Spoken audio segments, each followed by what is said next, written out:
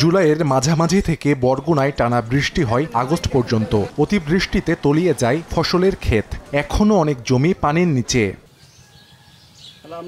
জলাবদ্ধতায় নষ্ট হয়ে গেছে আমনের বীজতলা। 2 থেকে 3 বার বীজ বপন করেও হয়নি চারা। এ কারণে চলতি মৌসুমে আমন আবাদ নিয়ে শঙ্কায় কৃষক। অন্যদিকে বৃষ্টির কারণে ফলন বিপর্যয় হয়েছে আউশ ধানের। পানিতে তলিয়ে থাকায় গাছে এখন শুধুই চিটা। এজন্য আউশ আবাদের খরচ তোলা নিয়ে তৈরি হয়েছে দুশ্চিন্তা। আমনের বীজ সম্পূর্ণ চলে গেছে।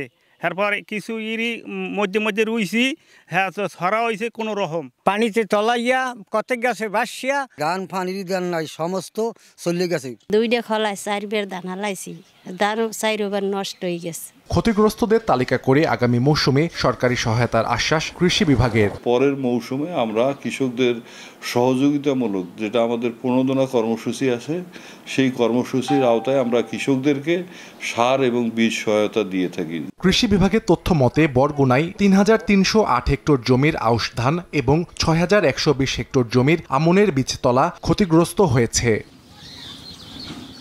সময় সংবাদ, বরগুনা।